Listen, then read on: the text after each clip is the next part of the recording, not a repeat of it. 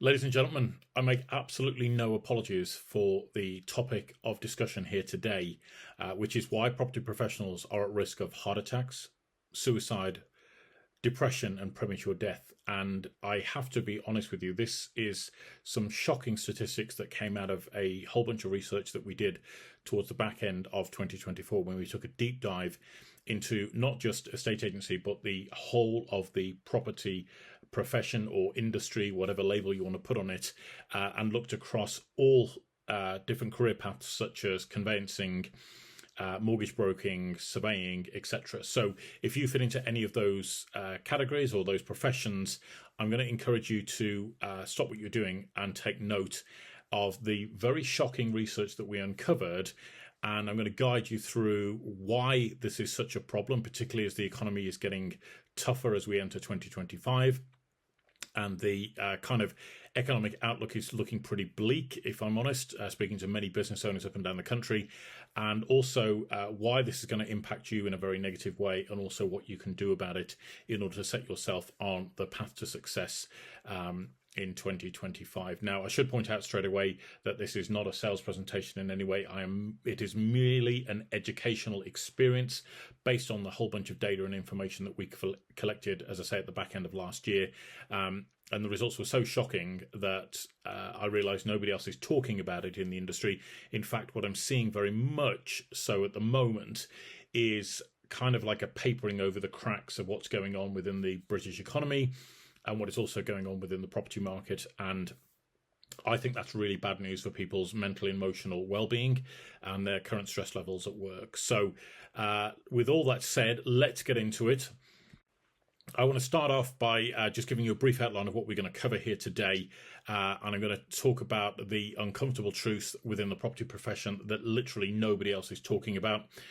You will probably have seen sound bites over the course of the last couple of years, but really and truthfully, once you start to look at the bigger picture, it is far more shocking, and hence we cannot remain silent any longer. We need to expose that and share that with you as a result of the sort of big pain points that people are dealing with right now, and the property businesses are dealing with. We need to bring that to the fore and help you solve those challenges. And of course, hopefully, as a result of doing so, you will live a longer and happier life as a result.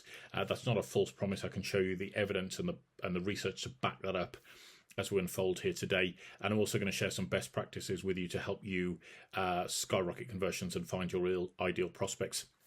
One of the things I'm going to encourage you to do so many times when people come to these sorts of presentations, they will have it on in the background whilst they're doing other things. And I'm going to encourage you to devote the next 60 to 90 minutes just to getting your head into this research and understanding why it's so important, and why I personally believe 2025 is going to be a really transformational year for not just the property industry as a whole, but everybody's individual career that is connected to it. So please do yourself that courtesy. It doesn't bother me either which way, whether you want to watch this or not. That's entirely up to you. But I think from your own perspective, once you get into the research, you're going to be able to understand why I'm so passionate about people taking this on board, and why we are trying to sound the alarm for that. So what makes us qualified to give you this information? Well, ladies and gentlemen, my own background, for those of you that don't know me, my name is Silas. I've been working within various aspects of the property profession over the course of the last nearly 30 years now. It feels literally 5 minutes that I've been involved in everything from estate agency, surveying, property investment, etc. But let me give you a brief bit of sort of potted history so you can understand a little bit more about me, because I think it'll give you context and relevance to what we're talking about here today. I started off life as a fresh-faced estate agent at the tender age of 18. I really didn't get on well at school. I wanted to get into the world of work and understand how to make a little bit of money, and so I was fortunate enough to stumble on a job in a estate agency, which was a career that I absolutely loved. Going around looking at people's houses, petting the dog, drinking cups of tea, and all that sort of thing was amazing. But I was given career advice, which was you must have a profession to fall back on. And so I, at the same time as being an estate agent, I studied part-time to become a surveyor, did a 5-year part-time degree course, and then got qualified to become a building surveyor. And during that period of time, as I was getting qualified, I was working in Birmingham city centre on various different projects, everything from small refurbishments of Grade 2 listed city centre properties through to multi-million-pound commercial redevelopment sites, doing project management and employer's agent and all that sort of thing. And I kind of had this idea that I wanted to progress to another level, and so I came across this book called Rich Dad Poor Dad in about 2006, I think it was. It made a real impact, and I thought, oh, I'm going to become a property investor. That was my big dream at the time, and so I bought my very first property investment in, I think it was December 2007, which was about 5 minutes before the market crashed as a result of the credit crunch recession. And the point of me sharing that with you is that I went through a journey of building up a property portfolio at a time when the market was really tough and you couldn't get access to finance. And what I found was really interesting, because as an estate agent, the contrast was massive, because you would work with people when they're trying to buy their dream home. And at that time when I was an estate agent, before all the technological revolution that we enjoy today, it was 6 to 8 weeks from the offer through to exchange of contracts. And now, of course, it's ballooned to 26 weeks. And what was mad at that time of being a property investor is I saw property deals complete within 3 days. That's not exchange, that's actually complete within 3 days.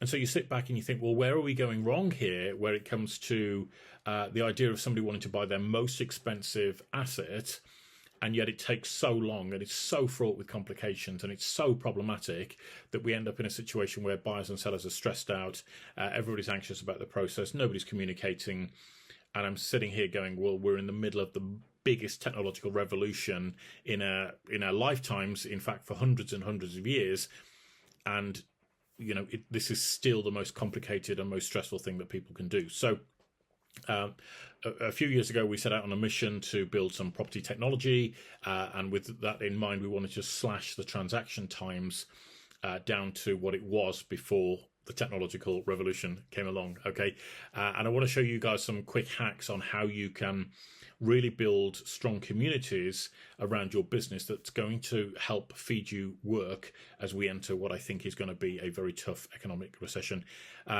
And just very briefly, because I'm reasonably proud of this moment, the photograph on the screen is me talking to, I think it was 3,500 people at the Excel Centre in London some years ago, which I really enjoyed. Actually, not as scary as people might think, because the lights are so bright when you're up on stage, you can't actually see anybody beyond the front row. So it was actually quite a good speaking experience. But I'm just sharing that as a bit of context for my background, so you know who I am and why I'm actually qualified to give you this information. So let's look at some of the industry trends here. I'm not going to pull any punches, so I make no apology about the data that is that exists. I, as a friend of mine once said, I love you enough to tell you the truth, and I think it's better to serve this information up exactly as it is. Okay, so let's get into it. First of all, there is a big thing within the property profession around being stressed out in our jobs, right? We all have too much work to do. We're all running from, one appointment to the next appointment, or we're moving from one case file to the next case file. And the unfortunate thing is that this builds up stress within our, psychology and within our bodies. And unfortunately, the rising stress levels in British society today, particularly in relation to the property profession, is that it's actually putting people into an early grave. Okay, now, stress is being labelled the silent killer. It is responsible for more than 50% of all strokes and heart attacks. Okay, and I can tell you that many, many people within the property profession are just completely stressed out. And it's going to get worse as the economy gets tougher and the property market slows down. Okay, so it is the third biggest risk factor for a premature death or disability after smoking and a poor diet.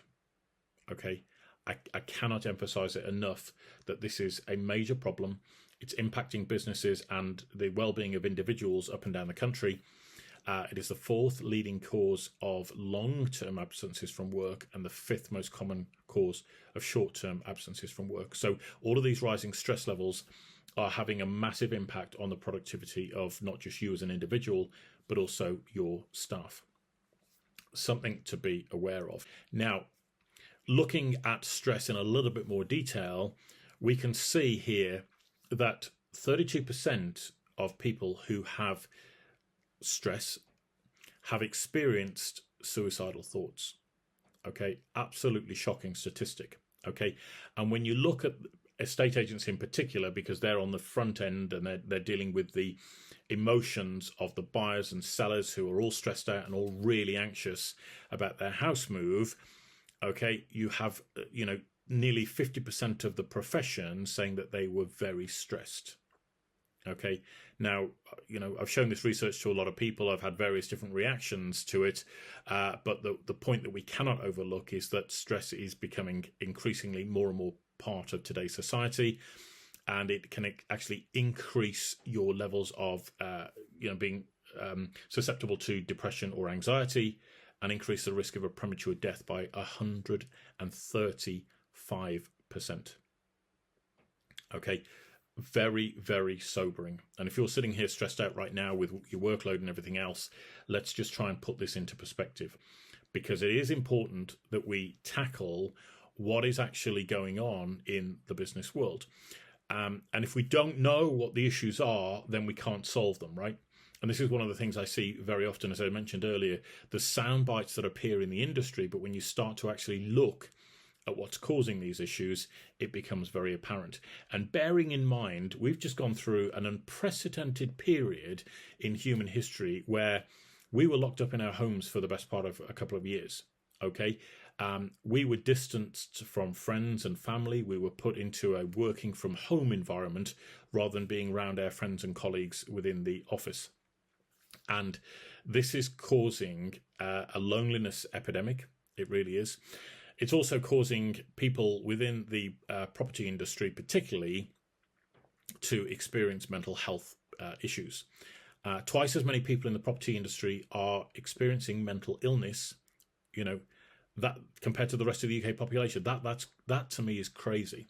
It shows me that something's broken in the system, and nobody's really talking about it. We're all just brushing it under the carpet, hoping it goes away, and we're all paying the price because we're all stressed out, anxious, depressed, and building up high blood pressure, etc., etc. Okay. This was a statistic that really stuck out to me and that really shocked me. 3 in 4, i.e. 75% of property workers went to work whilst experiencing poor mental health. Okay. And is it any wonder then that one or two things might get said in an office environment or, on the phone to a client, they flare up, they go off at you, and all of a sudden we're left questioning our self-worth, or we're left wondering whether or not it's worth it. Okay, it's actually still worth it. It is a major, major, major problem in society. I think as a product of the last 5 years that things have got even worse. And, when you see 75% of respondents to a recent survey of property professionals said that they experienced depression and anxiety, there is a major problem. And we have these movements like Be Kind who, talk about how we should interact with one another. But the problem is these situations are still ongoing. And because what I find with people who are stressed out, it leads to a rise in impatience. And on the basis of them being impatient, they tend to take out their frustrations and anger on other people. And that, of course, is just compounding the problem. And let's dive a little bit deeper. The lines that I'm seeing between work and home life are now being completely blurred. So many people are either working from home, or they have a personal phone which doubles as their work phone, or they have 2 work phones, or whatever else it might be, or one work, one personal. This is causing a major problem because people are not able to switch off. The increase in screen time for individuals has skyrocketed over the course of the last 20 years, and we are now subject to a non-stop barrage of information, which I'm going to be sharing with you a little bit later on. And this, again, doesn't allow us to switch off as individuals, and we get completely compounded and overwhelmed with all of this excess information, whether it's on social media or the news or, one screen after another. We swap our laptops and our desktops for the mobile phones or our flat screen TVs.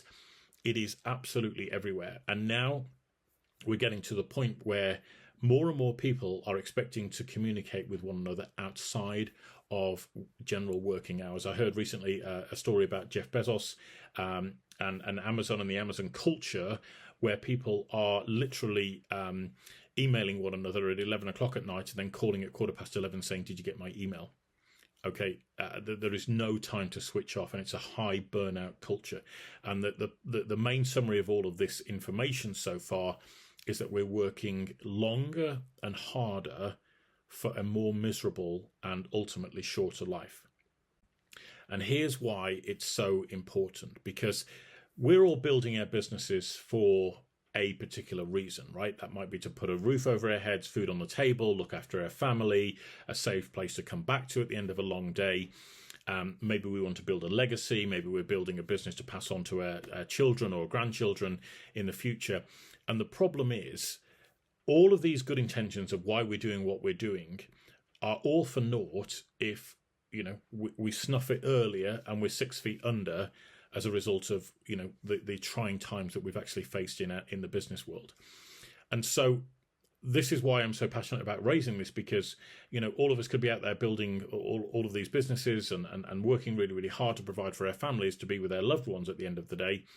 But ultimately, they would rather you be around for a more extended period of time rather than a shorter period of time. So we need to do something about it. I just wanted to drop this slide in as well, because this looks at the financial and services industry and insurance services, etc. That has a really, really high stress score of over 80%. Okay, I believe that it's only literally emergency room doctors and surgeons that have a higher level of stress than financial advisors. And you can understand how important that is when you're dealing with somebody's finances and somebody's mortgage. When it comes to the 11th hour, they're due to, exchange on a deal, and their finance has been pulled, or there's a last minute sort of inquiries for information. It can be really stressful and problematic. Okay, so again, we're working very hard, and we're ending up with a shorter lifespan as a result. Now, I'm going to share some very shocking information with you here, and for those of you that can see the graph on the screen, which is hopefully all of you, you will notice we've got a graph here showing a red line and a blue line. The blue line represents the volume of transactions that have been conducted in the overall property market since 1999, so virtually 25 years of data here. And this information came about from independent analysis of 29.3 million land registry transactions. It was independently cleansed, and the data points were produced off the back of that, which you can see on the screen in front of you. Now, a quick aside note, that doing this exercise flagged up quite literally a couple of 100,000 errors in the land registry data that had to be then sent back to land registry to get them to correct. And there was I believe an 8-month period where land registry were telling us all to clear off and say, no, we're not updating our records, there's nothing wrong. And then eventually they capitulated. So I can tell you that the information in front of you is very accurate, and it will probably look very different to information that you might have seen elsewhere, either from land registry directly or from other data sources such as Halifax, Nationwide, etc. And there's a reason for that. One of the reasons is that by doing the research, part of what was stripped out of the data set was properties that were sold to particularly housing associations or local authorities, where that housing stock was unlikely to come back onto the market at any point in the near future. Okay, so this is all relevant data and information based on properties that are owned by individuals, you and I, for example.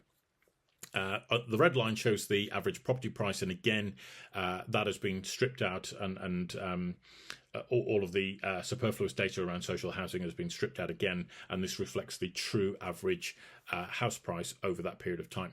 Now, what's interesting about this graph is that the astute amongst you will probably remember or recall, or you've heard that there's 1 million transactions done every year in the property market.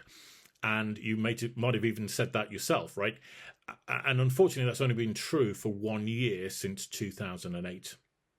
And that's quite shocking when you look at it, because as you can imagine, or maybe you can recall, when we had the credit crunch recession, transaction volumes dropped off a cliff because nobody could borrow any money. And then it became a very difficult process to pull ourselves back up towards this 1 million transactions a year threshold. And only in 2021, when the stamp duty holiday took place, did we breach that 1 million transactions a year.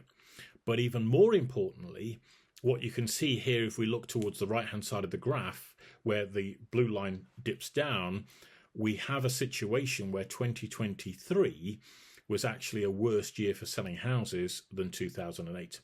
And the reason why this is so shocking is because all of the reports that I'm seeing from the gurus in the industry, all of the so-called property pros are talking the market up, saying how amazing it is. Market's going to the moon, never been better. The market's flying, etc., etc. And the reality is, it couldn't be further from the truth. And the reason why this is so critical to mention is because I speak to very good business owners up and down the country, predominantly estate agents, but other professions as well. And they are chastising themselves or beating themselves up because they feel that they're not good enough, because what they're being told is the market is amazing and their experience is very, very different. Okay, so hopefully this data sheds a little bit of light on things. You can also see with the red line shooting up so much, what should have happened around 2008, of course, is that as funding dried up, the average house price should have adjusted down or flatlined for a certain period of time. And instead what happened, as you probably recall, was the printing presses were sent running. We printed all of this money. It was called quantitative easing.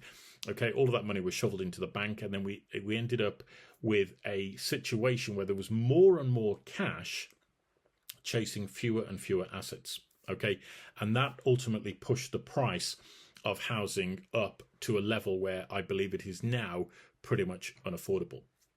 And you can see here why I think it's getting unaffordable, because if you look at the middle bullet point here, the average first-time buyer mortgage in 2022 was a 30-year term. So prior to 2008, it was around about a 25-year term.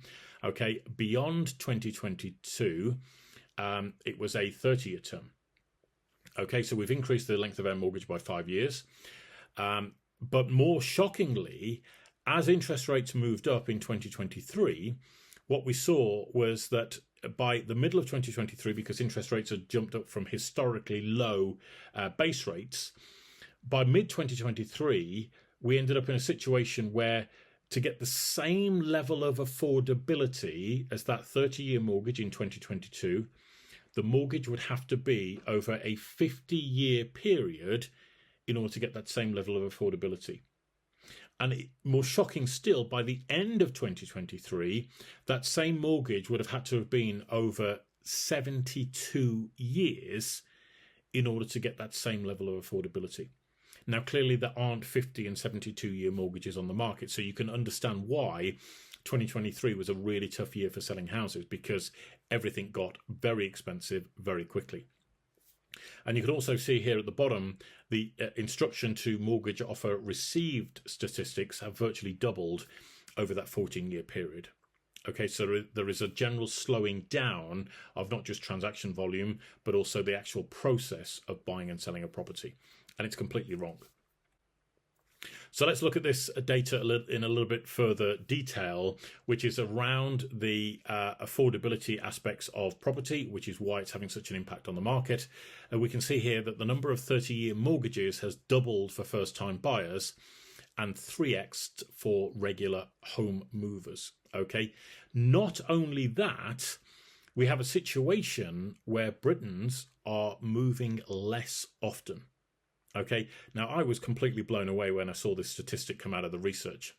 In the 1980s, we moved home on average every 10 years, whereas in 2015 and beyond, it's gone up to 21 years. So there's literally half as many moves that we're making in our lifetimes, and that can be reflected upon the average price of a house, which is now so much more expensive that next level up incurs quite a lot of debt, and many people can't afford it, or they just don't want to take on that burden, and so they're sitting pretty in their current homes. Okay, and I think that situation is not something.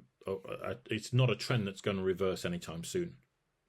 Okay, as I said, it's taking longer for us to get paid on less business. Okay, very important point to make. Now, I just want to give you guys some context about what we're talking about here. Some of you might be sitting there with your skeptical heads on and going, Silas, this sounds like a lot of old BS. I don't believe it. I'm selling loads of houses. Everything's amazing.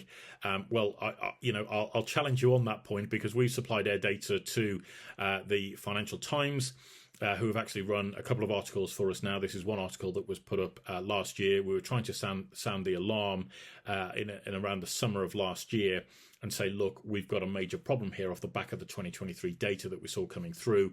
But a lot of what we've been saying has fallen on deaf ears, as we believe that there is almost a bit of a cover-up around what's going on in the British economy, and particularly the housing market, which forms such a massive part of the British economy. And you can see the data there in terms of the volume of houses that were sold in 2023 compared to 2008. Okay, significantly less volume in 2023. And as I said earlier, speaking to a number of agents, a number of other business professionals who are beating themselves up thinking that actually, why is my business not performing as it should do when I'm being told that everything's rosy? Well, ladies and gentlemen, this is the reason why. You can also see here that the figures from 2023 represented a massive drop in overall lending. I mean, nearly a 30% drop in the gross lending that actually took place in 2023, which is huge. It's a massive impact on the market. And not only, I mean, look at the figures for new buy-to-let lending. That more than halved, which is absolutely unheard of, okay?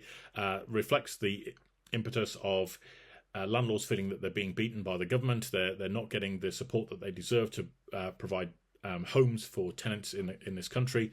It is causing major headaches for landlords, and there's been a bit of an exodus from landlords from the market, and that has of course impacted rents on properties because there's less available, so rents have naturally moved away. And moving on, this is information in relation to the average estate agency fee. Now, this is really relevant, not just for estate agents, but also wider market professionals, because those of you that work very closely with an estate agent might find this information really useful to have. Now, NSNF is no sale, no fee. Okay, and since 2011, those fees, average fees, have practically halved. And at the same token, over the last 5 years, we've seen a 20% increase in the number of estate agents operating in the market. So we have this very weird situation going on where the charges that agents are making to homeowners looking to sell their homes are falling literally year on year. And I now believe that it's almost less than 1% that is the average fee in 2024, 2025. And yet the number of people chasing that listing to sell it has actually increased by at least 20%. Okay, that is a demographic and an equation that doesn't work. And what we're seeing more and more is that a new agent starts up in an area, and what they do is that they look around at what the competition's doing, and so they decide to offer a little bit more for a little bit less. And then the next one comes along, offers a little bit more for a little bit less. And of course, this is causing headaches for the existing business owners who are finding their market share being snaffled away by other agents, or it's causing pressure on them to actually reduce their prices as well. And I think that whole model is completely broken for estate agency. Might be a very bold statement for me to make, but you can see here at the bottom of the slide, Forvis Mazars reports a 32% increase in the number of agents going bust. So it's not just me who's saying this model is broken, it doesn't work. People that are dealing with the sharp end of debt recovery and keeping statistics around which businesses are thriving and which are failing are backing up what we're saying here. And you can see on this slide here that it's very obvious what some of the problems are in the property profession, particularly estate agency, but also impacting massively on conveyancing and mortgage brokering, is that the volumes of fall-throughs have been steadily increasing since the back end of 2023. And you can see here, back end of 2023, we had nearly 60,000 fall-throughs. By quarter 1 24, as interest rates were spiking and people were realizing just how expensive it was to move. We had nearly 11% increase in the number of fall throughs within literally within a couple of months. And then by the second quarter, that number had jumped to nearly 77,000 fall throughs. Okay, so that was up another 18%. It reflects an annual rise of 12.5% in terms of the number of fall throughs that are happening in the marketplace at the moment.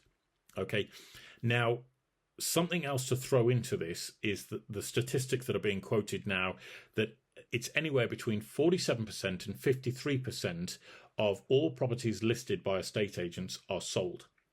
Okay, so the average estate agent appears to be listing 2 properties and marketing 2 properties, but only actually selling and making profit on one of them. Okay, so they're doing twice the work for half the reward, in my opinion. Not only that, the properties that they're selling, 1 in 3 of those sales at least will fall through. Okay, leaving the buyer and seller with an average bill of nearly £3,400. Okay, completely unforgivable in my opinion in today's market, but that's just what's going on. And you can see that not only is the fall throughs hampering and harming both the estate agent's business, the conveyancer's business, and also the mortgage broker's business, but it's then the subsequent withdrawals from the market where sellers decide to pull their house off the market. And the shocking statistic is that there are 2.4 withdrawals for every fall through. Okay, I'll say that again. There are 2.4 withdrawals for every property deal that falls through. Again, completely broken model, doesn't work. And if you can see here, Rightmove's own admissions is that 40% of successful house sellers change agents at least once. Okay, and the reason I flag this up, and we'll talk about it a little bit later on, but the reason I flag this up is because Rightmove is heralded by agents and many others as being, the most essential tool possible to actually, help sell properties. And I'm going to flag it up and say, actually, that's not true, because if Rightmove was so effective at selling houses, well, every house would sell with every agent. And that's clearly not the case, as we'll see a little bit later on with some of the statistics that we've compiled there as well. Okay, not to shift all the blame to the conveyancers, not at all. I want to share some statistics around the conveyancing bottlenecks that are causing some real headaches in today's marketplace. Okay, so let's look at this in terms of the conveyancing bottlenecks. You'll see here that 49% of conveyancers have seen colleagues leave the profession in the last 6 months. Now, that goes back to 2021. I can tell you it's actually got a lot worse since then. And by the way, the people that are leaving the conveyancing profession, do we think that they're the young, up-and-coming, energetic lawyers who are keen to make a name for themselves? Or do we think it's the older, more experienced, more time-served conveyancers who are exiting the profession because of mission creep, a growing job description that they never signed up for in the first place? And I think you'll find that, if we look at the statistics from August 2023, 84% of conveyancers would not choose the profession if they were aspiring lawyers today. That is absolutely mind-blowing. The overwhelming majority of conveyancers would not choose to be a conveyancer today. Okay, now, here's where I find this really difficult to understand, is that over the last, shall we say, 20 years, we have seen a number of organisations spring up in what one would assume are in support of conveyancers. So we have a number of different associations or groups or bodies that are supposedly existing to support conveyancing in delivering their day-to-day work, right? And yet what seems to have happened is that not only has the job got worse, okay, there's been an increase in the burden of regulation, and these organisations are so effective at putting, the solutions in place to help conveyancers, is that more and more of them are leaving the profession, or more and more law firms are choosing not to do conveyancing. There's something wrong. Surely there's something broken there. September 2021 to 2023, 450 law firms have discontinued residential conveyancing because it doesn't work. It's an inefficient business model for the vast majority of businesses. Okay. And I'm not a fan of factory conveyancing at all, but I'm just going to say that right there, that there's a problem here somewhere. The society, the law societies have highlighted the fact that the profession has lost 13% of its workforce. Okay, as I said, are they the younger, up-and-coming, more aspiring lawyers, or are they the old hands that would look at a case file and say, do you know what, there's not a problem there, even though it might look there is a problem, there isn't, because I've been in the job 30 years and I know that we can sign this off without fear of, compromise. And it just goes to show that, these bodies are not serving their key target audience. You see here, 60% of solicitors said that working in conveyancing had a significant impact on their mental health. Comes back to what we were talking about earlier with regards to stress, okay? Many law firms don't have a profitable model around conveyancing. And I think it's a shame, because there are many things that could be done around this to shift the profitability needle in the business of conveyancing, and also to make the conveyancers' lives easy and also the law firm's life easy. But those answers are not coming from the various bodies that are supposed to be representing them. And the reason why, and I have this straight from the horse's mouth because I've spoken to these people and I've asked them what are the top 3 problems that your conveyancers are dealing with right now, and they cannot name in that top 3 any problem that's completely relevant to the challenges that they're being faced with in their business. And I find that absolutely shocking.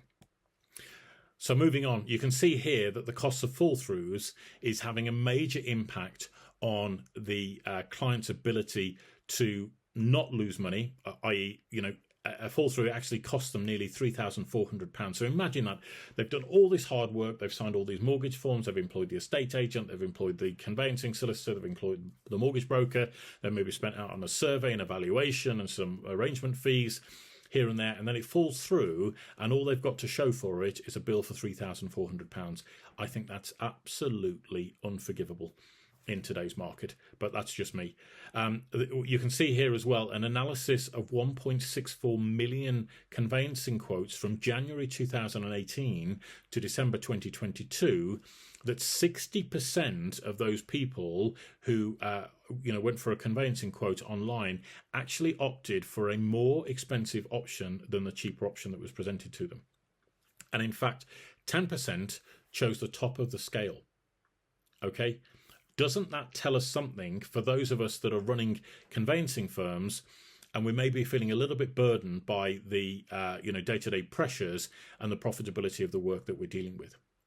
Okay, and this is one of the major issues that conveyancing firms are faced with. 62% of conveyancers lack the confidence to ask for an increase in their fees. Okay, so they are not being paid an appropriate fee for the work that they're doing. And in fact, 50% of law firms won't actually turn away detrimental work because they're so desperate for the work, because frankly they don't understand sales and marketing, that they have to get their hands on as much work as possible in order to try and turn a profit. Okay, bit of a problem. And a recent LinkedIn survey revealed that 78% of consumers, i.e. the overwhelming majority, would pay £2,000 or more for their conveyance. Okay, and I have to ask the question why there are firms out there charging £300, £400, £500 for a conveyance. It just doesn't work. Okay, and I want to just pause here for a second. I want to share you guys a little bit of an insight into my experiences of law firms, because I've probably got a little bit more experience than most when it comes to presenting this sort of information. This is how this came about. So about 3 or 4 years ago, I decided that in order to solve some of these bottlenecks that exist in the conveyancing process, we should actually go out and buy a law firm, right? So we could get the behind-the-scenes view of what is involved in conveyancing, where all the bottlenecks exist, where all the problems are. We can put them all under the microscope and we can actually find where those problems and challenges are. And what I found absolutely shocked me. And I'll give you two examples, just two over the course of the last 4 years. Not only was it the hardest thing I've ever had to do, but what I saw behind the scenes in law firms was truly unbelievable. And so the most not exaggerated example, it's a true example, but it was so bad, you probably aren't going to believe what I'm about to say. But this was a firm up in the northwest.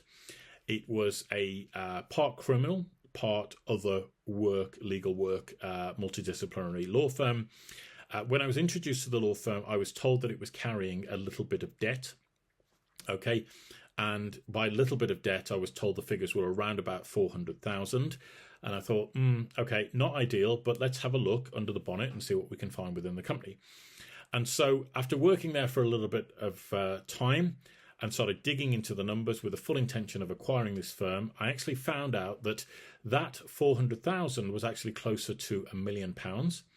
Not only that, there were several CCJs against the firm because they hadn't been able to pay their bills and people had lost patience and they'd taken them to court and got a CCJ in their favour.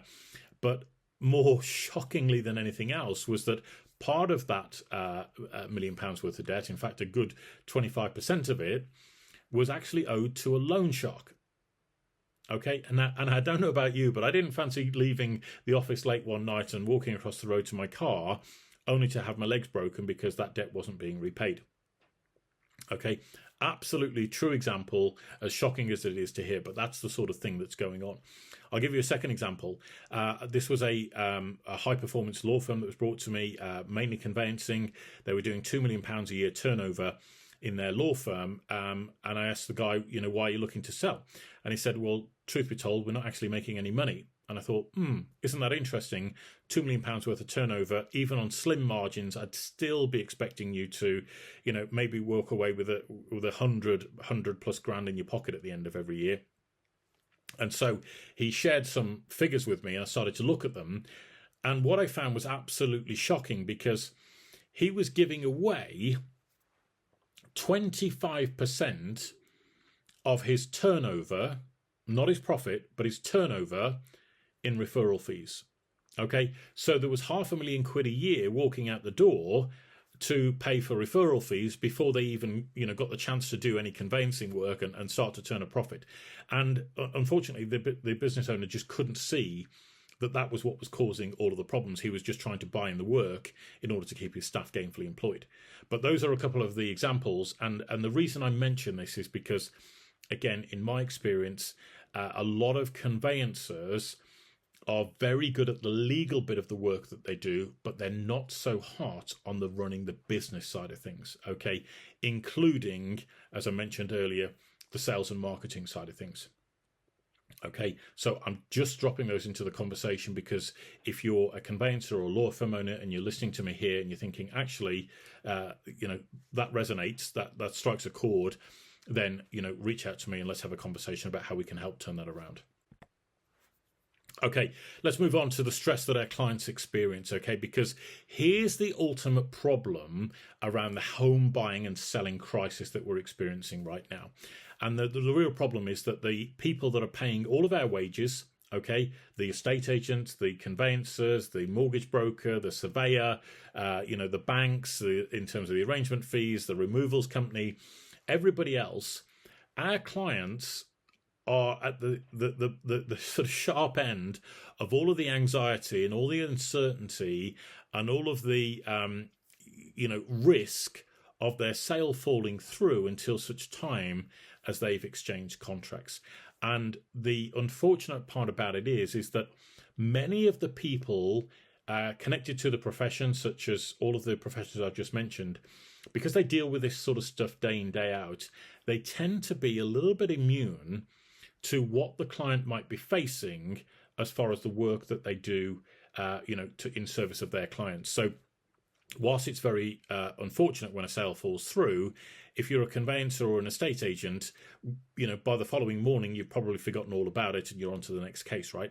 But unfortunately, the client then has to deal with all of the hangover for the next couple of weeks or more when they're landed with a hefty bill and they've lost the home of their dreams. Okay, potentially their kids have been disrupted from, moving schools, all sorts of things that go on. And so you can see here that literally in the last 4 or 5 years, the time from a sale agreed to completion has more than doubled. And the question I ask is why, when we have all of this technology available to us right now, why is it so hard to move house? Okay, it's our most expensive purchase. There's so much money at stake for all professions, and yet it takes forever to be able to move. Again, Zoopla back up Rightmove's statistics in terms of how long it takes for people to actually move house, and that statistics are hovering around about 6 months now, which is absolutely crazy. Okay. Their clients are finding this whole process extremely stressful, extremely time consuming. It's opaque. It's not transparent. They can't get an insight into what's going on. They're at the mercy of other people that they don't know, i.e. the estate agent, the mortgage broker, the conveyancer.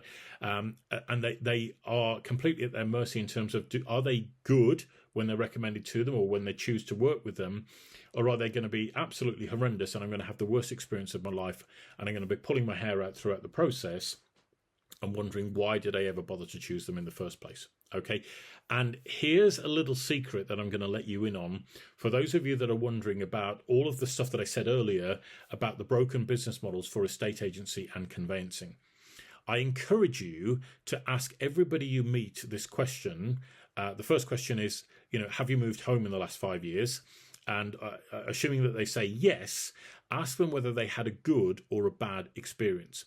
And the overwhelming majority of people that I've asked this question to, 90% of them plus will say that they had a bad experience. And then I'll ask you the final question, which is, okay, if during that process of moving house, you could have paid £500 or £1,000 more to pay away the pain, would you have done it? And every single person I have spoken to has said yes, because it's fraught with complication, it's fraught with risk, it's fraught with anxiety and heightened emotion. And, why wouldn't you spend an extra grand to get it all done a lot faster? Okay, clients will pay for convenience, but that fact seems to have been lost on the vast majority of people operating in the profession, which is why they're slashing fees in order to try and win business. And Legal & General backed up all this research recently. They found that 57% of people now state that moving house is the most stressful life event you can go through. Okay, that's above and beyond having a divorce, okay, or having a child. Okay, or even a job interview.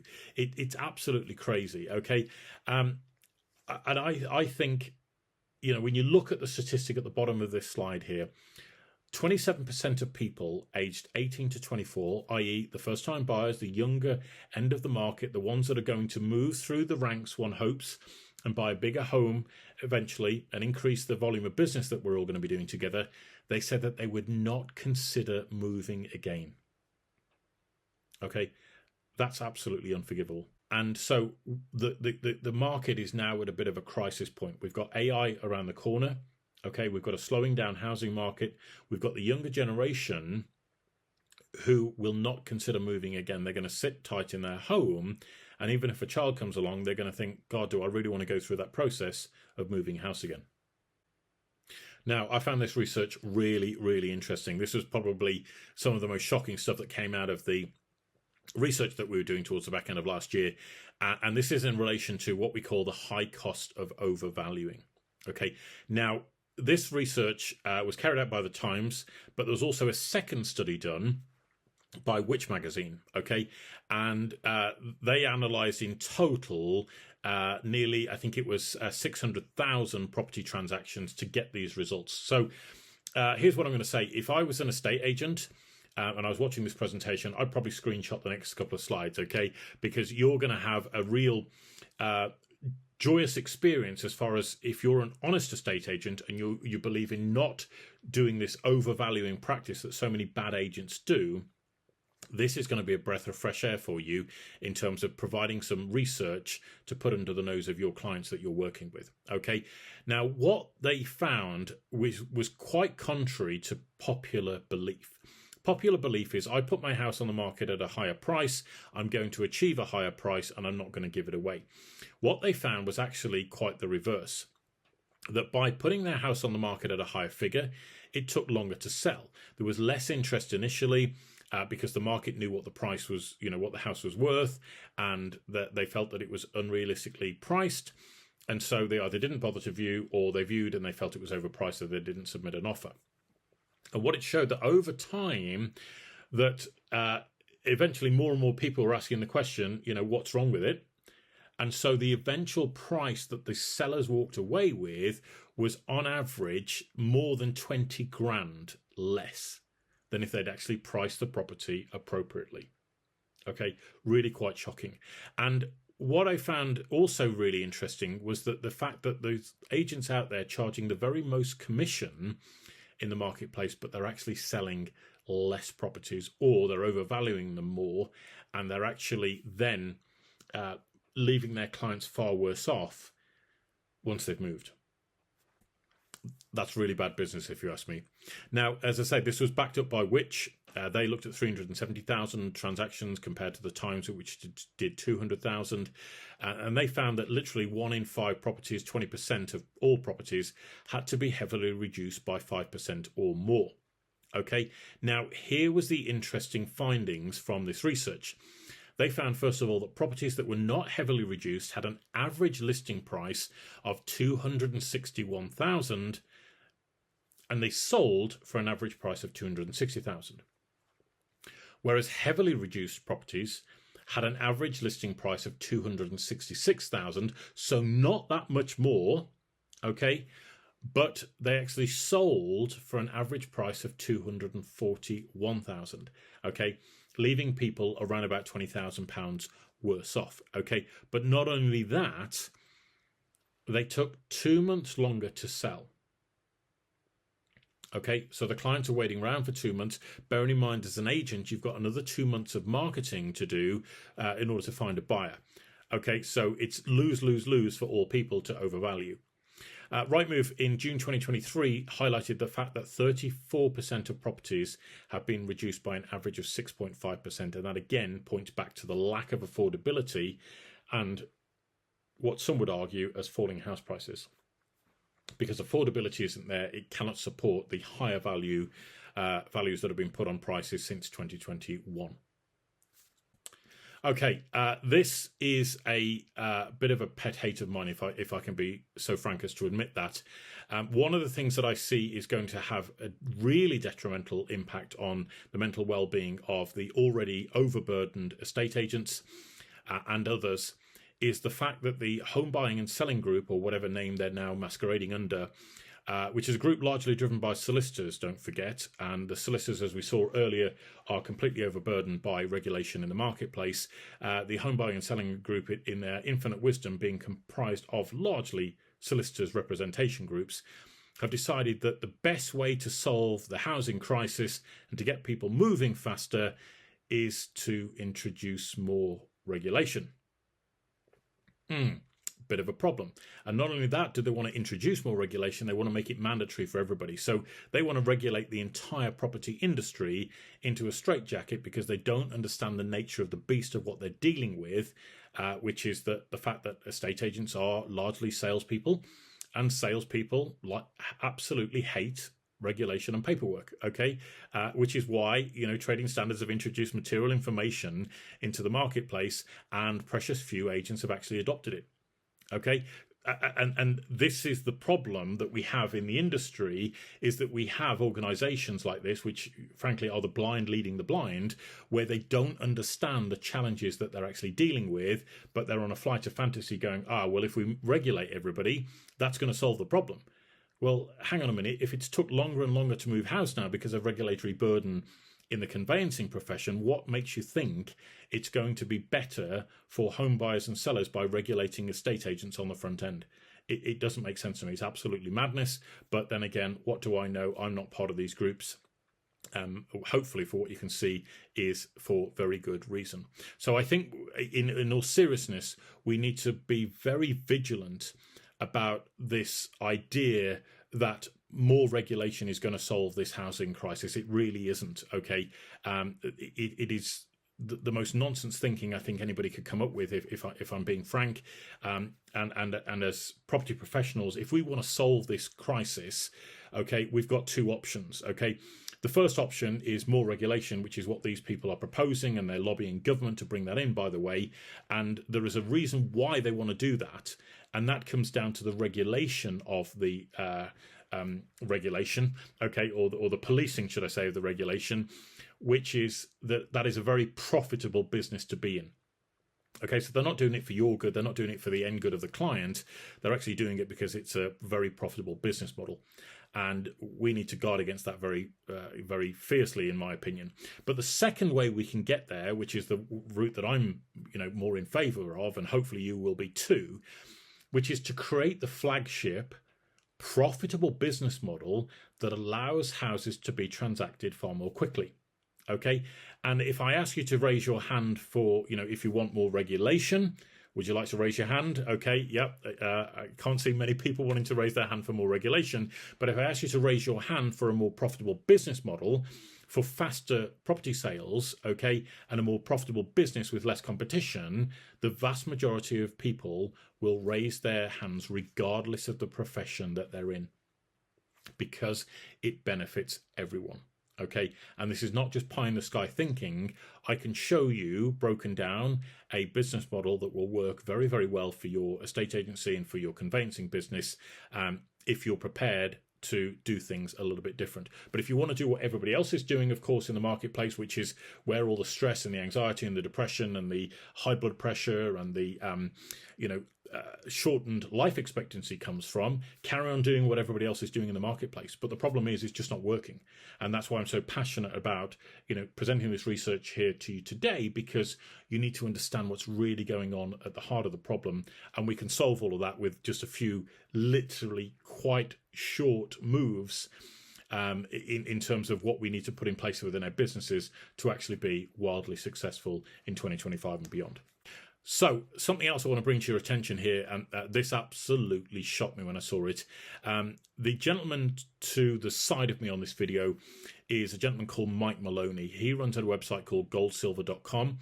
And he is quite an interesting person because he does a real deep dive into the analysis of what's going on in the global banking system. And what was interesting, listening to Mike on this webinar where I took the screenshot from, was he got all of this data and research from the Federal Reserve in America. And what was interesting is that every month for the past God knows how many years, they've actually provided and compiled all of this data and made it freely available on the Federal Reserve website up until, mid to late 2024, when Mike was doing some research for this particular presentation. And they were no longer producing the figures. They just stopped. Okay. And that's really quite telling, because you have to ask the question, why would you just stop producing all of this data? And the answer, ladies and gentlemen, is on the screen in front of you. Because if you look to what I presume will be the left-hand side of your screen, you'll see there the date 2008, which, as you will remember from earlier in the presentation, that was the date of the financial crisis, the credit crunch. And you can see the level of toxic debt that was being carried by global banks at that period in time. Now, fast forward to 2022, 2023, 2024, which is to the other side of the screen, you'll see that number has increased tenfold. And you have to ask the question, why was that allowed to happen when we had a credit crunch recession? We set the printing presses running. We produced billions and billions and billions and billions of pounds worth of quantitative easing that was money that was pumped into the marketplaces, and the banks clearly didn't learn their lessons because risky gambling continued, and the toxic debt that is now on the books of banks worldwide is completely out of control. And the problem is that I can very easily foresee a 1929 scenario unfolding in the not too distant future. Okay, if you know anything about what happened in 1929, you'll know that it was very, very dangerous territory for house prices as well as stock prices, and also for people's livelihoods. And I don't say this to scare anybody. I think we need to be very bloody careful about what's on the horizon and what is coming towards us at a rapid rate of knots. And I've always been concerned that what happened in 2008 was never properly addressed. The can was kicked down the road in the vague hope that we might address the problem, and unfortunately, it looks as though it's about to bite us on the backside. And with the failure of China's largest real estate developer, and the amount of money that was owed by them, and the knock-on impacts, and the number of banks that have failed, the size of some of the banks that have failed, should I say, in the last couple of years, dwarf the total number and size of the banks that failed in 2008. Okay, so we're in very, very dangerous, uncharted territory, and I think we all need to be very careful. And not only that, we all need to pull together as a community in order to ensure that we can all keep our businesses afloat. The days of a lone ranger operating in the marketplace are well and truly over. We need to have a team effort when it comes to business and doing business and winning in today's market. I liken it to, I'm a bit of a rugby fan, so if you went to Twickenham as a lone ranger and took to the rugby field and you were facing the All Blacks, I think we can all imagine what would actually happen as a result of facing the All Blacks on your own. You're going to get absolutely trampled upon, and that's, as I see, how many business owners are operating in today's business environment. Unfortunately, they are not pulling together. They are not displaying the characteristics of collaboration and looking after one another, and unfortunately, it shows in terms of how they are struggling with their business. So moving on, one of the other things I noticed as well whilst doing this research was looking very carefully at the arrears figures based on the fact that affordability was starting to go out of the window. Now, not only did we have the increase in base rate, which impacted the cost of everybody's mortgage, we also had the cost of living crisis as well. That's on the back of a pandemic where people were uncertain about their jobs, or maybe they had to take on a COVID loan or a bounce back loan in order to keep their business going because they couldn't trade actively to the public. And the challenge is that the statistics here show that over 1 in 10 state that they're not confident about making their mortgage payments, and those arrears I believe are going to continue to increase as time goes on. That, of course, highlights potential for more repossessions, particularly if the economy continues to stall and or contract, where you'll have people losing their jobs, unable to pay their mortgage. That will likely lead to repossessions. Okay. Now you can see here, due to the cost of a high cost of living, more than 1 in 4 people do not feel confident in being able to manage their household bills in the coming weeks. Okay, bit of a problem.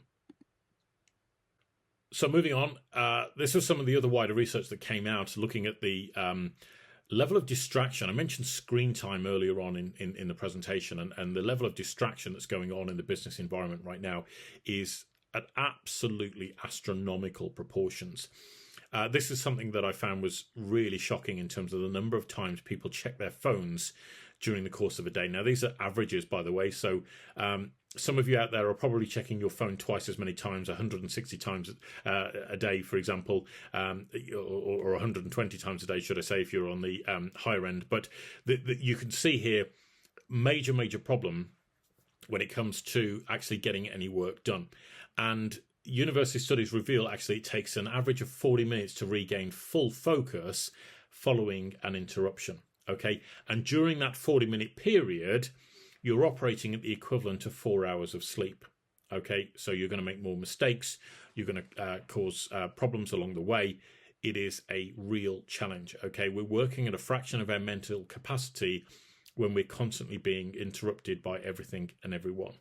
Just to deep dive into the numbers a little bit further, you can see here that University College Irvine pulled back the curtain to show what's truly going on in open plan offices across the country. And what I found was really interesting, so you'll be working on a task for less than 13 minutes before you have less than a 3-second interruption. So checking a WhatsApp message, or typing a text message, or a Facebook notification, or an email notification, you only need less than 3 seconds as an interruption before it takes you 26 minutes to return to the same task that you are working on. Okay, and then a further 15 minutes to get back up to the same level of concentration that you were at before you got interrupted. And hopefully, if you didn't have any further interruptions, you'd be able to get on and do the work and get the task completed. But with constant interruptions, is it any wonder that we're getting towards the end of a working day and asking ourselves, where did the time go? I feel like I haven't achieved anything today. Okay, so something really important to be aware of is our lack of focus, and more importantly, what we can do to help ourselves and our colleagues to not only become more productive, but also combat the out of control problems around mental health issues. Because I do believe there is a correlation. Now let's look at the cost of marketing, because many businesses are out there, they're trying to win business, they're trying to get more people on board with them. They are struggling because the cost of marketing their business is absolutely skyrocketing. And you can see here in a 10-year period for between 2012 and 2022, the cost of social media marketing has gone up astronomically, anywhere between 10 and 40 times. Okay, you see here that the cost of SEO has increased by 6 times. Rightmove is charging agents an unbelievable £1,500 plus per month, and are set to increase their fees by around about, I think it's anywhere between 10 and 30%, depending upon the agency, year on year. Okay, very much not in your favor as an estate agent if you're trying to build a successful business and you're having more and more of your profits hoovered out of your business every year. And interestingly, industry expert, legend, some would say, Robert May, in 2019, he wrote a piece stating that 4,700 estate agents couldn't afford their Rightmove marketing bill. Okay, that's quite sobering. That's almost about 25% of the property profession in terms of estate agents who are not actively listing and selling enough properties to be able to afford their Rightmove marketing bill. That's a bit of a shocker. Okay, so if you're an agent and you're struggling there, perhaps it's worth a conversation to see how we might be able to help you. But the problem is, I see this very often, is that we've had social media come along and there's been this huge push to suggest that everybody should be doing, social media marketing, putting content out there, enhancing your SEO, etc. But the problem is the amount of noise that's out there right now is really hampering a lot of people's results. And so the cost of trying to cut through the noise keeps on escalating because there's more and more noise. And so to stand out above the noise, you have to spend more money. And so I think it's lose-lose as far as business is concerned when you're falling into these platforms. Don't get me wrong, some do it quite well. They managed to do well. Either they started very, many years ago, or they've just put some money behind it in order to try and enhance their results. But I see a lot of businesses that are not getting those sorts of results, and yet they're still having to try and spend money in order to compete. You can see here as well for financial services businesses that the cost of leads for their business can be anywhere between £40 and £300 per lead. Okay, quite shocking. Interestingly, about 50% of banks that do marketing campaigns don't actually measure the ROI that they get on their campaign. Okay, or they only measure it for just 25% of their campaigns. I found that absolutely unreal to find out. But the problem is, for pretty much every business out there right now, your marketing costs are escalating, and it's getting harder and harder and harder to cut through the noise.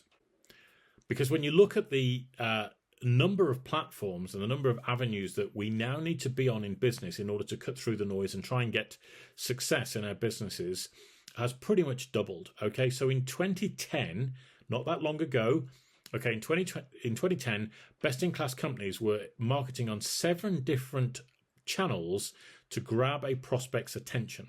Okay, now it's on average of 13 plus 5 social media channels and 3 paid advertising platforms. Okay, salespeople now have to reach out on an average of 12 times instead of 8 to get their prospects' attention. Now, interestingly, I have seen statistics recently that suggest, because of the overwhelming volume of noise and the fact that we're all becoming burnt out and overwhelmed with all of the different content that's out there right now, that it's taking up to 50 contact points in order for you to be in front of your prospective client 50 times in order to try and win business. It's getting harder and harder and harder to cut through the noise. Okay, now look at this. In the last 10 years, 3.8 billion people have started a social media page, and there's over 333 billion emails sent every day, with around 8% being spam. And if your inbox is anything like mine, I can guarantee that all of those spam emails end up in your email inbox. But this is the problem that we're faced with in business today. And it gets worse, because what happened a couple of years ago was the advent of AI. And when I saw this statistic that 90% of the world's data has been generated in the last 2 years alone, I was absolutely blown away. Now imagine we go back to 2022, 2023, okay, and wind the clock back to the start of human history, and we find out that from the start of human history, from when we started keeping records through literally, centuries and centuries and centuries of human evolution up to 2022, that only accounts now for 10% of all the data in the world. Okay, absolutely mind-blowing. Okay, so is it any wonder it's getting harder and harder and harder to cut through the noise? Okay, and we're only getting a fraction of results. And interestingly, here's another statistic for you, that many businesses are sharing content on social media that's actively undermining their brand. Okay, over 50% of all content that's shared on social media apparently actively undermines the brand that's actually sharing it rather than actually enhancing it. Something to be aware of. And what I also found really interesting was looking at the statistics around, how effective is all of this other marketing tactics that we're being told that we should do, like looking at social media. Okay, and the statistics, whilst I've quoted a state agency as the main lead here, a state agency was actually doing the best out of all professions that I looked at. So if you think these figures are really low, trust me, for things like mortgage brokering, these statistics are massively impressive compared to things like financial services, for example. And I think these numbers are incredibly, incredibly low. So we're doing all of this work to put out content and to put out adverts and pay for exposure on social media, etc. And we're getting precious few results, in exchange for the effort and time and money that we're putting into it. Something to be aware of. And even more shocking was the fact that Meta, which is Facebook's parent company, actually closes 2 billion accounts every year and has no appeals process. That's billion with a B, 2 billion accounts a year. Honestly, we had to check those statistics 3 or 4 times because we couldn't believe how high those numbers were. And the problem is, let's say, for example, as has happened a lot over the last 5 years, let's say, for example, you build your business on a platform that you don't own, like Facebook. And I see many agents calling for this. They just think, well, if Facebook built a portal, we'd be sorted in our business. Well, let's just take that school of thought a little bit further forward, right? So we build our business on Facebook, okay? It's a platform that we don't own. And then the AI algorithm doesn't like something that we either liked or shared or, read on our feed. And as a consequence, thought that you were a spam account and closed your business.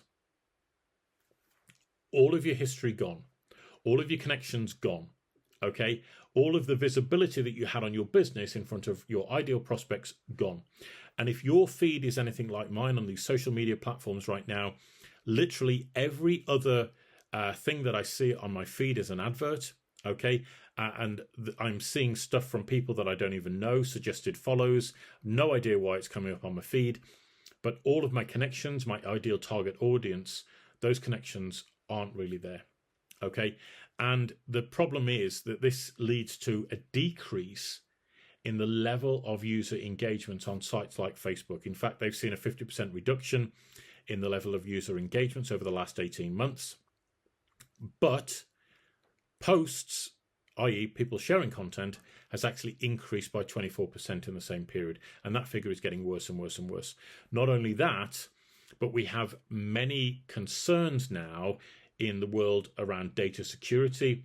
And I think if the statistics are right, 50,000 data points are being collected by Facebook on each and every one of its users. 50,000 data points, every like, every share, every read of content is being logged against you as an individual so that you can be manipulated by the AI algorithm into buying more stuff. That's essentially what it boils down to. Okay, not only that, these organizations are not respecting your privacy and data and are doing all sorts of heinous things with it, which is why the Federal Trade Commission fined Facebook $5 billion in 2019 for deceiving users about their ability to keep personal information private. Okay, massive, massive problem. And of course, the big problem for many people building their businesses online is the fact that they don't own the platform. And, you know, things like the Google slap and the Facebook slap that have happened in years gone by, where people have built a very successful business online, everything was working perfectly, they were paying a certain amount for an advert, etc. They got certain amounts of exposure for their business, and all of a sudden the rug was pulled by one of these platforms by a change in the algorithm, and overnight their business was taken away from them. Okay, very risky business. I bring this to your attention because, quite frankly, ladies and gentlemen, social media is not the answer for property professionals wanting to succeed in today's market. And let's look now at what I think is a major issue in the property profession, which is the falling consumer trust. Now, here's a question for you, particularly the estate agents listening to this. If consumer trust in estate agents is at an all-time low, and only 28% of people in the world, or should I say the UK, actually trust estate agents, why call yourself an estate agent?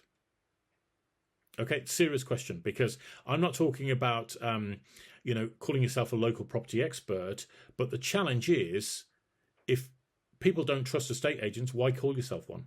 Okay, there is a major, major problem in terms of the level of trust that people have in a estate agency. And unfortunately, when people don't trust, the first thing that they will do is want to limit the risk of their financial exposure.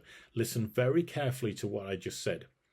If you're an estate agent or a conveyancer, because the trust in conveyancers is not that much better, okay, or a mortgage broker, if people don't trust you, the first thing they're going to do is to limit their level of financial exposure. Think about that for a second, okay? Which explains why it's harder and harder for conveyancers and estate agents and others to get higher fees, because there is no trust. And it's a very serious problem. It's a problem that many people in the industry aren't addressing. They don't know how to address. It's just accepted as it's just the way it is. And unfortunately, that leaves you at the mercy of the client, and it leaves you at the mercy of the old wives' tales throughout the industry, which undermine your ability to deliver the professional level of service that I know you're all capable of. Okay. Now, again, another problem that's been highlighted here. There was an Upstick survey of 4,000 people. 59% of younger sellers chose the traditional agent route to find their buyer, compared to 83% of 35 to 54-year-olds and 90% of over 55. So this highlights again the trend that we spotted earlier in the presentation, which is that the younger generation are no longer going to put up with the delays, the opaqueness, the lack of transparency in the process, and they're going to choose to do their own thing. And with AI on the horizon, ladies and gentlemen, we need to work together as a collective to solve this problem urgently. Otherwise, there's going to be some major challenges that will be insurmountable in the not too distant future. And coming towards this part of the presentation surrounding what is going on with businesses nowadays, particularly for your financial services people, 78% of UK lenders now believe that there are fraud risks in loan applications, okay? And that those fraud risks are now higher because of the cost of living crisis, making people more desperate and more likely to be economical with the truth on their loan applications, okay? Fraud is a massive problem in UK business right now. It makes up to 40% of crime in the UK. And we need to be very vigilant and guarding against it. Also, there's this issue around cyber attacks. on businesses, where particularly for conveyancers, this is a huge issue, where the fraudsters are getting really, really clever. They're hacking into the solicitor's email. They're changing the account details on where money should be sent, which is being emailed to a client, and then the client is sending money to an erroneous account, and it's being whipped away faster than you can say fraud. And unfortunately, that is leaving people penniless and broke because they've just sent their entire life savings to some fraudster, and all of the money's gone and the house sale collapses. It's a huge problem, and I think we, again, need to band together in order to try and solve that as a priority. And moving on in relation to the growth of businesses, which again is a real topic of conversation right now, particularly with the economy stalling and with the economic prospects or outlook being quite bleak at the moment. We see here that 95% of companies will never actually reach 1 million in annual sales. Now, a lot of entrepreneurs and a lot of business owners want to try and reach that magical 1 million a year turnover threshold, but unfortunately, it is very hard going to get there. Okay, and the chances of getting between 1 and 10 million in turnover drops significantly. And I believe this is, again, highlights the point I was making earlier around people being lone rangers on the rugby field facing the All Blacks, who are working together as a cohesive team and walking all over their competition. This is why it's so important for the independent agents to stick together against the corporates, why it's so important for the independent conveyancers to stick together against the factory conveyancers. In all areas of the property professions, there are these nefarious interest groups that will keep the system exactly the same because it works in their interest to do so. And I want to guard against this with all of our might and encourage you all to work together so that we can all make more profit, all increase the turnover of our businesses, and we can all lead happier and less stressful lives as a result. Okay. And unfortunately, by mid 2024, insolvencies were 16% higher than they were in 2023, which means the cost of business is getting more and more expensive for all the different reasons, because the cost of borrowing has gone up, the cost of affording business loans has gone up, and the rates have also gone up. In terms of employing people, and also business rates, etc., are creeping up. It is causing some major headaches in the business world. Okay, so we need to guard against it. And finally, just looking at the consumer trust, which has been falling significantly, particularly in the financial services profession. Here you can see here that less than 50% of adults had confidence in financial services. Okay. Only 36% of people agreed with the FCA research that most financial services firms are honest and transparent. Okay, that's just over a third of all people interviewed felt that financial services firms were honest and transparent. Okay, and yet only 25% of consumers trusted the financial services industry to act in their best interest. That is mind-blowing that 75% of consumers don't trust the financial services industry. Okay, 31% distrust the industry outright.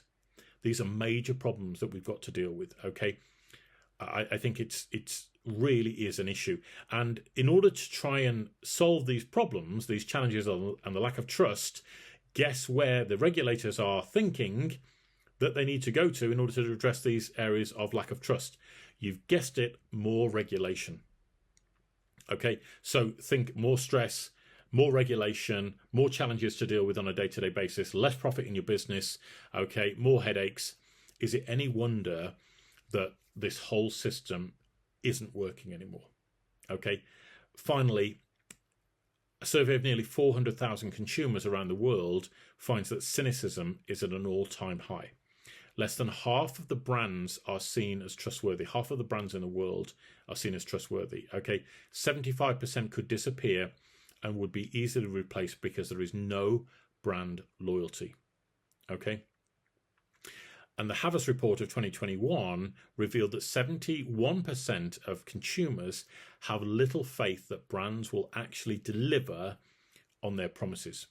Some quite shocking statistics there. And you can see when consumer trust starts to fall that people just don't believe the promises that are being made in business anymore. It makes people more skeptical. It makes people more cynical. It makes it harder to break through the noise because you've got this impenetrable wall of a lack of trust up. And I think that the biggest thing I want to say is that we've gone from a society that used to be very close-knit. We used to have many, many people that would work together in order to generate referrals or recommendations between one another. Okay, we would work very, very hard, or we would know the people that we were dealing with on a local level. And what's happened over the course of the last 20 years is we've had massive advances in technology.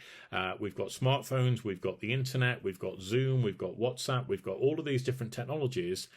But the problem is that it's also brought an increase in problems such as crime and fraud. And as a consequence, people have become more and more skeptical and more reserved and less known within their local communities. Okay, that is a problem. And it's a problem that we need to address as a collective if we're going to build a better home buying and selling system in the UK. So breathe a sigh of relief, because I know that was pretty heavy going. And the last thing I want is for you to feel really upset or really overwhelmed with all of the information that I've just presented to you. But as I said earlier at the start of the presentation, I love you enough to tell you the truth. And I feel it's really important for you to have the context around what's actually going on in the property market, because there is nobody else out in the marketplace talking to you about these major challenges. And I really want to help and support the property industry as much as possible. I know my team here does as well. And so let's talk about some of the solutions that we can put in place in order to thrive rather than be bogged down with all of the challenges that we've just outlined. So let's look at the first solution, and that is to be part of a niche community. This combats some of the major problems that we saw earlier on in the presentation, particularly in relation to stress, anxiety, depression, lack of connection, loneliness, etc. That the need to belong is a fundamental human need. Okay, and it is one of the most precious things that we have as humans, and yet it is one of the things that's been most under attack over the course of the last several years as we've developed all of this different technology.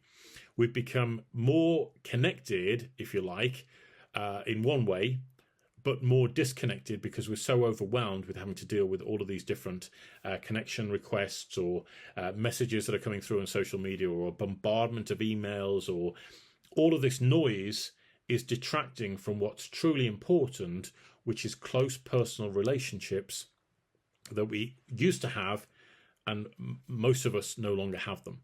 Okay, now I'm going to encourage you to be part of a niche community, because over 50% of us will actually join a dedicated community which supports their passions. Okay, that's pretty major, right?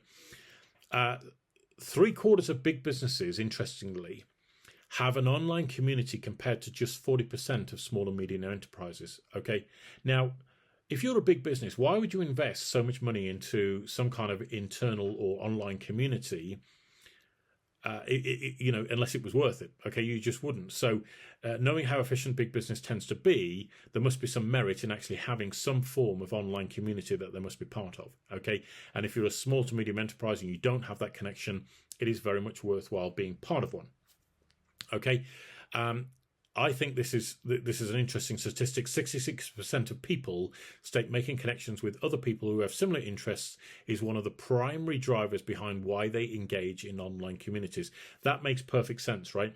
2/3 of people want to connect over similar interests, and that again, for people that are connected with the property world, you want to connect with people who are in a similar industry or profession. And this is one of the things that doesn't make sense to me about this ongoing, what I would call hatred, and I believe this is being promoted by the gurus in the industry, is that there's this idea that it's okay to hate one another if you're an estate agent.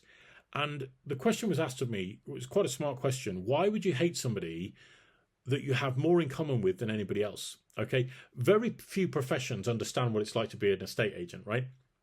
It's a very unique role. You're first in the door when it comes to dealing with somebody's home buying or selling process. Okay, you bear the brunt of all of their emotional experience throughout the whole house moving journey. And yet the people down the road from you who are doing exactly the same as you, okay, we choose to hate them rather than actually have a level of respect and understanding for them and their business. Just baffles me, really. But it's something to be aware of when it comes to building communities and collaborating rather than being in competition. And this is why I think sites like Rightmove are so encouraging of the divide and conquer routine, because it keeps agents separate, it keeps agents infighting, it keeps agents against one another in their business, whereas they could achieve so much more if they all collaborated. Like, imagine in a town or city, all of the estate agents came together and they said, we're not going to use Rightmove, or we're all going to charge a minimum of 1.5%. Okay, what happens? Collectively, the market changes. And yes, you can argue, oh, well, that's, against competition laws, etc. Well, maybe it is, maybe it isn't. But surely it's got to be better than the current system that we're dealing with. Just my thoughts. And this whole idea of being connected into a niche community, ladies and gentlemen, has actually been backed up by no less than Harvard, who have done over an 80-year study now of adult development. This is quite an interesting study that we found during the course of the research. And their main finding of this research so far is that the more connected we are, the more likely we are to live longer lives and experience more happiness. Relationships help us to manage stress, whereas the lack of connection does the opposite, creating chronic stress that promotes higher levels of stress hormones and inflammation in the body. Okay, loneliness has been referred to as an epidemic in modern society and is the fourth leading cause of premature death after smoking and a poor diet. If there was any research that you needed to have heard whilst you're watching this, it is that study of adult development by Harvard. And this is why I encourage you to be part of a niche community, because that is where you'll find that connection with people who understand you, who are part of the same profession, who want to share your tales of woe or support you in what you're dealing with, because they understand, because they're actually living it day to day. Okay, it breeds closer connection. You feel understood. Those stress hormones start to reduce in your body, and levity takes over, and you feel more connected with your fellow, man or woman, which I think is amazing. Here's another solution for you. Let's look at having purpose in our day-to-day business. Now, a very quick short story for you here. If you haven't seen the book, or if you haven't read the book, should I say, Built to Last, I highly encourage you to read it. It's probably one of the best books I've read in the last 10 years or more. It's by Jim Collins and Jerry Porras. Jim Collins, of course, wrote Good to Great. And the purpose of this book was actually written off the back of a long-standing piece of research that these professors did, which was trying to find the difference that made the difference in why some firms not only lasted an awfully long time, i.e. over 100 years, but they were actually doing 10 times the level of profitability and turnover as their nearest rival. And they looked at a whole host of things in terms of their marketing, in terms of their research, in terms of the CEOs that were running the businesses, in terms of the teams that they hired, all of this extra stuff that they did. And they tried to boil it down to what are the core principles that really make the difference. And the most shocking revelation, which I found, quite revealing, was that it boiled down to 3 very simple things in every company that was 10xing the performance of their nearest rival. Okay, and that was that they had a written mission statement, a written vision statement, and they had written values. Okay, but more importantly, once they'd set those 3 in stone, was they actually stood by their values in good times as well as bad. Okay, and what they found was that there were certain instances where these companies faced critical decision moments, where they were faced with either going bankrupt, or there was a cash shortfall, or there was a cash flow issue, or there was some kind of crisis that involved them getting sued almost into oblivion. And at those critical moments, when they could choose to ignore their values, the values that had founded the company and that the company had been built on, they could choose to ignore them and it would pay off better for them in the short term. They actually chose to take the hit. Okay, that to me was really revealing. They stood by those values in good times as well as bad. So they took the hit. They were worse off in the short term, but in the longer term, they flourished and became massive enterprises as a result of it. So I'm going to encourage you to reach out to the Harvard Business Review site. You can go to store.hbr.org. I'm not affiliated with this. I'm just showing this because I think it's amazing research and every business owner should be diving into it. Search for a PDF called Building Your Company's Vision. You're going to pay about £9-10 for that, I think it is. I encourage you to buy it, read it, download it, implement it. It's going to do you a whole lot of good in terms of giving a real solid foundation excuse me, for your business going forward.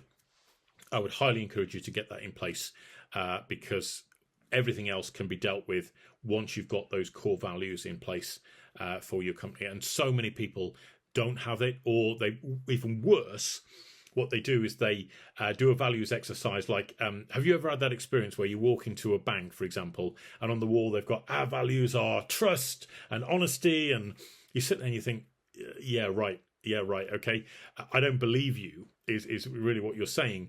And so many businesses just pick these buzzwords and they think, yeah, those are our values, but it's what is it the team, and more importantly the leadership team, what are they living and breathing day to day? Okay, and once you hone those down to a few values, and it does take a little bit of work, but once you get there, you have a real North Star for your business that helps give it direction and purpose every single day. Okay, let's talk about this, which I think is the number one element that you can put into your business right now that will absolutely make the biggest difference to your business over the coming years. Okay, and that is to increase the number of referrals that you have going on with your business. Okay, and when I saw the statistics around this, I just thought this is the biggest no-brainer in any business ever, right? 91% of customers said that they would give a referral, yet only 11% of salespeople actually asked for them. Okay, big disparity there. If you're not asking for it, you're not going to get it. Okay, 84% of people from 58 countries said that they trust the recommendations from friends or family. Now, imagine that you have a whole army of people that are going out there promoting your business because you did a really good job for them, and whether you've incentivized them or not, they're going to give you referrals to their friends and family. Okay, what difference could that make to your business? Well, let's have a look, because referred customers have a 59% higher lifetime customer value than trying to win a customer off the street. Okay, so we're doing all of this social media advertising, and we're doing all of this promotion left, right, and center. Okay, when what we really need to be focusing on, those are things that, by the way, as we saw earlier, are bringing pitiful low results, and yet actually just having a referral program in place, which only 30% of companies actually have a formal referral program in place, which means 70% of businesses out there, okay, so 7 out of 10 of you watching this right now, don't have a formal referral program in place, and as a consequence, you're missing precious leads that could add a massive impact on your business. Imagine for every £1,000 that a customer currently spends with you, imagine increasing that by £600 just because the client came in from a different source. And this is why I believe most business owners are struggling right now, because they lack a formal referral process in place in their business, and they don't have the tools to operate that effectively and to bring them more business. And just talking of tools, I just thought this was quite interesting in terms of the availability now of tools to help you manage and structure and run your business, particularly if you're connected to the property world. You must implement and use the tools that are out there right now to really help you boost your business. Okay, the right tools, ladies and gentlemen, it's no different to any other profession. Right? If you're a carpenter, for example, and you're trying to hang a door with a screwdriver for a what do they call it? A wood chisel, and using a lump hammer instead of a carpenter's mallet, for example, you're going to find it really, really hard work, and you're going to end up with a bodge job at the end of it. Loose example, if you're in a profession, you've never done any woodworking before, you're probably thinking, what on earth is that about? But, imagine being a taxi driver, who drives around in a dilapidated old car that breaks down every, 5 miles.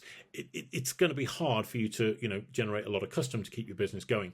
And this is the same, tools in the property profession are no different. And I see many business owners now in the law firms. You're getting case management systems that are being bought up by corporate companies who are then holding the law firm over a barrel about where they get their searches from. Okay, they're threatening to skyrocket the price of the CRM unless the law firm takes their searches from, that particular corporate company, which I think is immoral. I think it's wrong, but apparently that's what's going on in the industry. We see estate agents tied into a property platform that puts their fees up more and more every year, whilst offering, no improvement to the level of service that they're being granted to their customers. Okay, that's just a couple of examples. I'm seeing financial services companies that are tied into using these referral platforms, or these lead generation platforms, should I more accurately say, that are charging them an absolute fortune in subscription fees, and also the fee per lead. And a lot of those leads are really bad quality, or they've been artificially or fakely generated and being sold on to the poor mortgage broker at a profit. I think it's really, really bad. So you need to use better tools that get you closer to your customer, that gives you more transparency, that allows you to benefit from community referrals, because that's the way how you fast track your business to success. Okay. And for those of you that are thinking about joining a new community, I've just put some thoughts together really around what you should consider based on the research that we've already gone through, and what's actually going on right now for you and your business. Now, there's 5 points here which we can blast through fairly quickly. First of all, business growth. Does it actually support the growth of your business? Okay. Quite surprisingly, what came out of the research was that mentor businesses grew revenue by 83% more than their peers, while 70% reported an increase in profitability. Those are not small numbers, okay? Well worth getting into. The second part about joining a new community is there a fair exchange of value? Okay, frequently what I hear is people will join a new community like a breakfast networking event, for example. And they might find that they go there and they give a load of leads to everybody else, but they get precious little back in return, okay? And I find that, again, a bit of a harrowing experience for the business owner who's invested, a not insignificant sum of money to go and be part of these breakfast events, as well as turning up very early in the morning, and they're getting very little back in return. So there needs to be, I think, a closer reliance upon referrals in a way that works well for both business owners and supports one another in the growth and direction of their businesses. Who is in control? We talked about this earlier on. Meta banning 2 billion accounts every year and has no appeals process. Do you really want to be building your business on a platform that you have zero control over? Okay, it's a shocker. We need to be very careful about what we're doing. You've probably seen as well, particularly throughout the COVID era, if I can call it that. Some people will call it other things, but that's between them. But you'll see and notice that many people were being deplatformed. They were being thrown off social media because they were sharing a narrative that went against what was being shared on the mainstream. And interestingly, that narrative is now coming to light, that what they were sharing was actually the truth, and the narrative that was mainstream was factually incorrect on many levels. So if that resonates with you, I'd encourage you to reach out to me and have a conversation, because I'm sure we're along the right lines in terms of our thinking.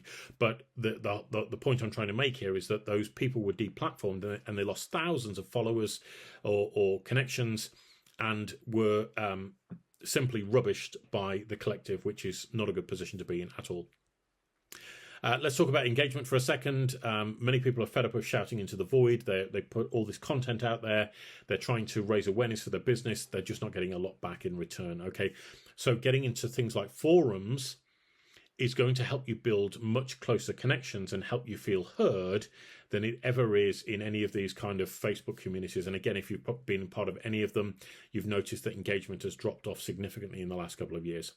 Okay, and finally, we're going to talk about things being more niche. Okay, we've gone from this world of everybody being connected on all these social media platforms to actually, where's the niche that resonates with either my interests or my profession?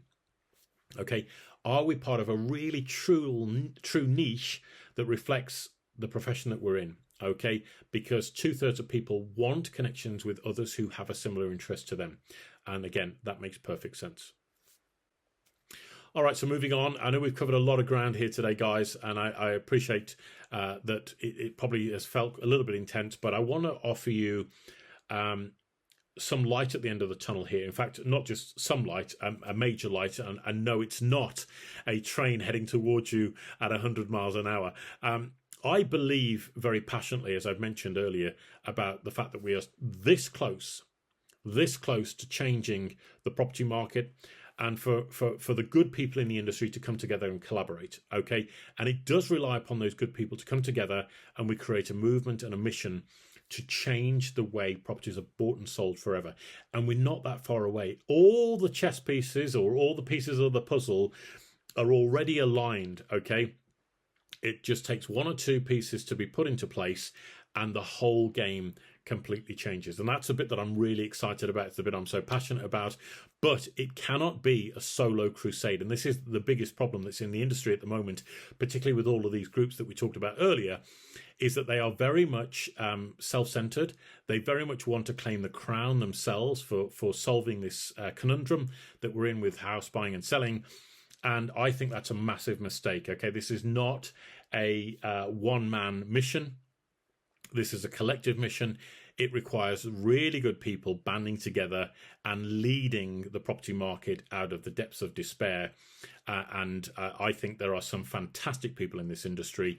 If they would only just work together, we'd have this whole thing sorted out in about 10 minutes. But the alternative, of course, is for us not to band together and for the government to corral us through increased regulation, increased cost to our business, more delays, greater threats to our cash flow, etc. And I'm really not a fan of that route. So if I could show you a way how to get more referrals, how to speed up property transactions, how to increase your market share, how to elevate public trust in you, how to build a powerful and loyal local community who supports you and brings you more business, and how to reduce your stress and live a longer life, would you be interested? And I hope to goodness you all said yes, because I do just want to touch on this as something that I'm incredibly passionate about in terms of the work that we're doing here at WiggyWam. Now, for those of you that don't know what WiggyWam is, and again, I'm not doing a sales pitch on you here, guys. I'm just sharing with you why I'm so passionate about the tools and the community that we are building that will help you fulfill some of the challenges that you're dealing with and help you do that in very short order at a very inexpensive price. Okay. Now, WiggyWam, for those of you that don't know what it is, I just want to sort of capture your imagination for a second and share with you exactly what it is. So imagine taking a property platform, property portal like Rightmove, and merging that with a social media platform like LinkedIn or Facebook and bringing the two together. So you're creating a community full of property professionals who are acting all in one place. And what that allows you to do is to bring your clients into your world. Now, one of the things that I get very much on my high horse about, or my soapbox about, is the fact that most buyers and sellers haven't moved home in 20, 30 years or more. And as a consequence, they're a little bit rusty. They don't know who to trust. They don't know actually what's involved in the home buying and selling process. So we have curated a whole bunch of content on the site that you can refer your clients to, where they can get educated for free. Okay, so not only does that help to educate your clients so you don't have to keep answering the same questions over and over and over again. And by the way, that applies to you conveyancers as well, where we've helped to answer all of the questions around, filling out your TA forms, etc., and all of your secure data rooms as far as providing all of that information is concerned. All of that exists within the WiggyWam platform. So it takes the buyer right through from the very first point where they start searching for a property, they start looking for a property, all the way through the transaction, right until the very end where they actually move home and complete the sale. Okay, rather interesting. Not only that, it connects all of the property professionals together in a cohesive and collaborative work environment. So not only can you refer work to one another, okay, and build relationships online, but you can actively project manage your property transactions through the site with what I call a one-click update.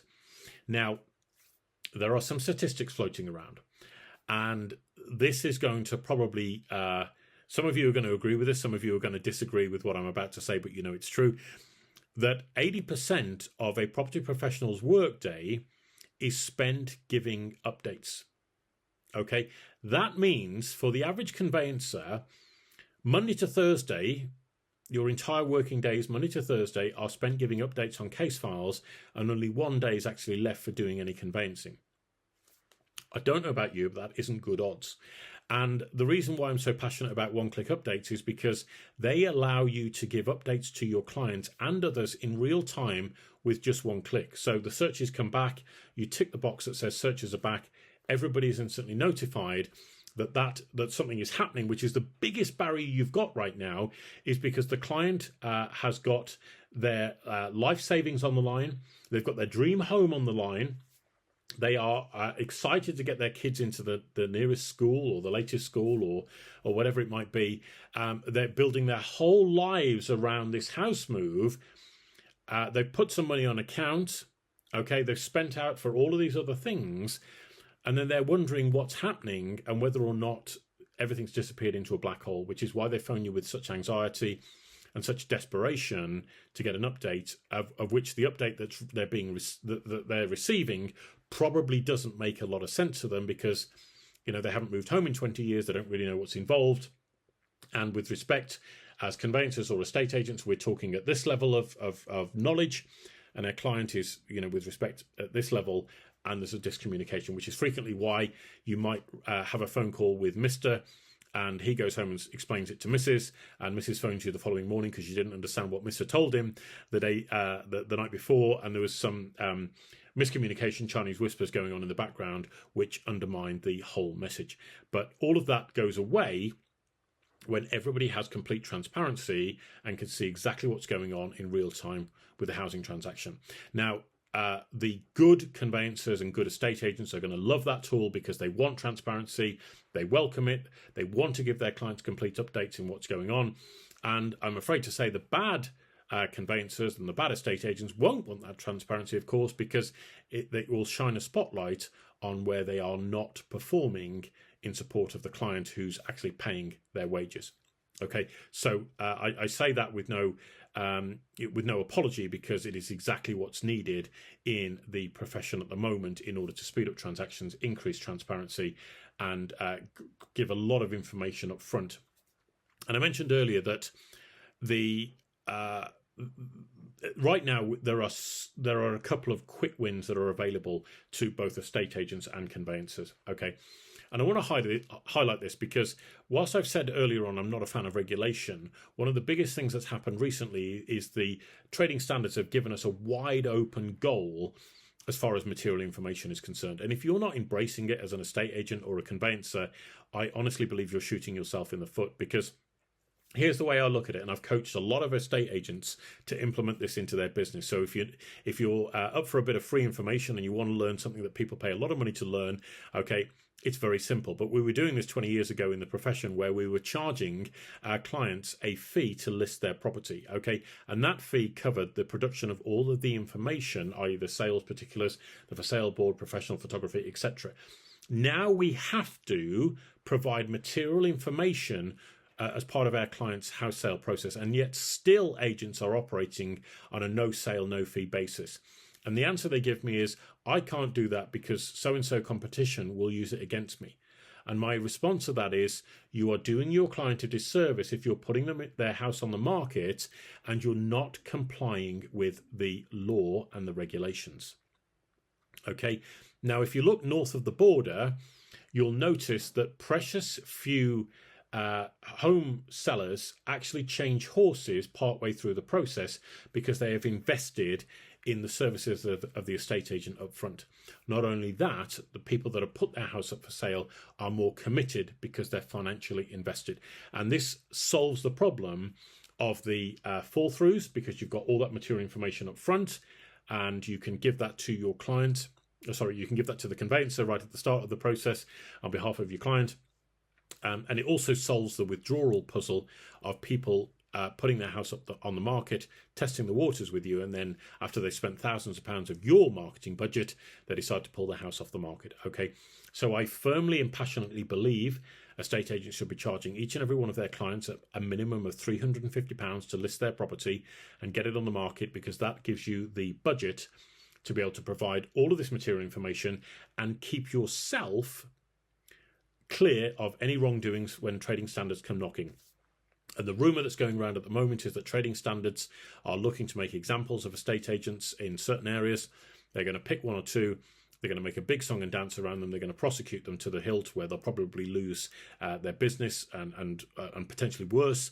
And they will use them as an example to frighten the rest of the industry into providing material information. So I would encourage you not to be one of those people, okay, who's going to be made an example of. I would encourage you to do the right thing and make it far more profitable for your business to do so, because not only have you got the upfront fee from your client, but secondly, what you've also got is you've got the ability to pass all of that information to the conveyancer right at the point of the memorandum of sale going out, okay?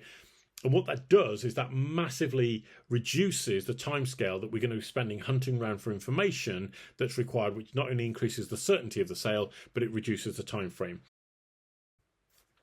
Let me just share these little stats with you, because this is an example of working with a 24-branch estate agency where there was an integration process that took place. There was material information that was provided, and this was a pilot over the course of 18 months. So it's a pretty comprehensive study. Over that period of time, there were 1,500 completions that actually took place, with 1,400 more properties that were sold subject to contract. And this was the impact. Now, imagine reducing the average time to exchange by 8 weeks. Imagine that. So if your average sale now takes 6 months, and you reduce that by 8 weeks, okay, 2 months, you would only take you 4 months to sell a house, which, when you look at the impact on your cash flow in your business and the subsequent profitability, that will absolutely skyrocket the performance of your business. Okay, don't take my word for it. Do the numbers. You should know your numbers. Obviously, you're a business owner. You should know, have high level visibility on your numbers. Do the numbers and understand exactly what is going on when you reduce the time to exchange by a period of 8 weeks. Okay, a minimum of 3 weeks saved across all transactions. That's not to be sniffed at, along with doubling the market share of that particular agency. But more importantly, precious sales fell through once they were actually instructed. Okay, what would that do for your business if you went from one third of your sales falling through to practically zero? Okay, I suspect it would make a massive difference in increased profitability. Now, here's the common pushback that I get from many agents when I show them these statistics. One of the strangest pushbacks is, well, you know, if I sell that many houses that quickly, then I've got to go out and win more instructions. Well, yeah, you have.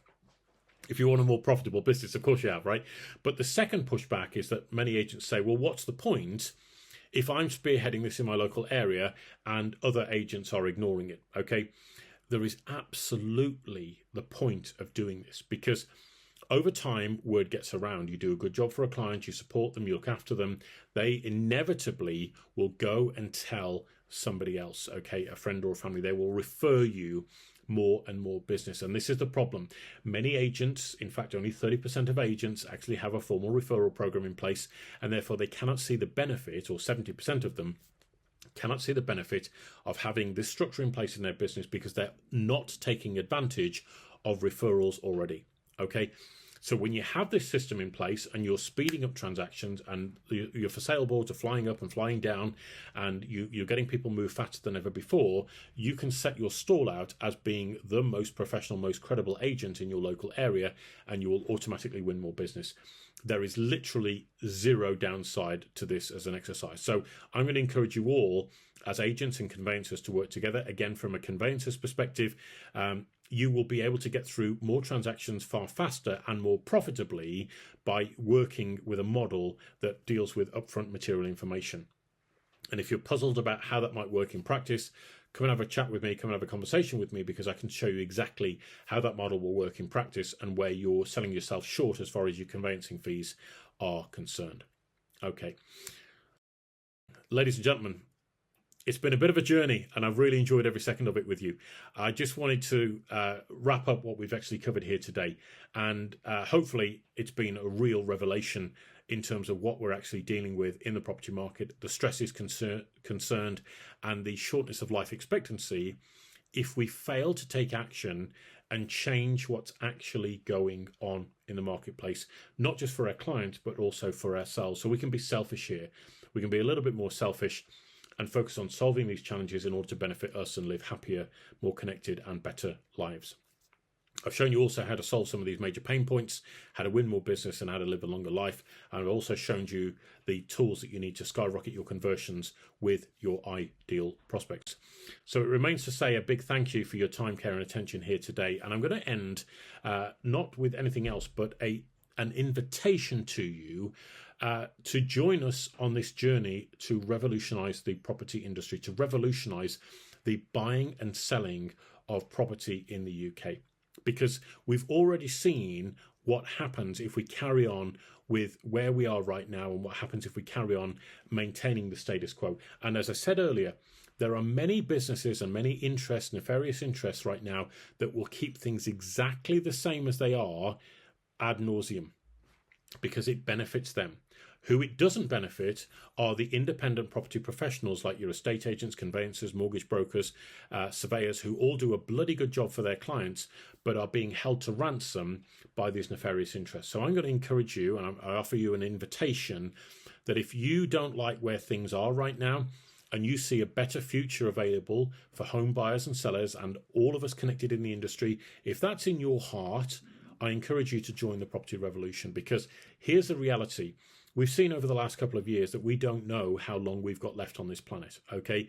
And if the idea of leaving a legacy appeals to you, if the idea of contributing towards a higher level of contribution to society or a fellow man and woman, I'm really going to encourage you to think about what life's going to be like when you get to old age and you're sitting there with the grandkids and they ask you what you did in your life, and you can proudly say, do you know what? I actually helped fix the home buying and selling crisis, okay? And the property market was in such a mess. And I played my part in transforming that into the effortless experience that it is for many people today. So I encourage you all to get on board, join us in the property revolution, and I look forward to welcoming you on board very soon. Ladies and gentlemen, thank you.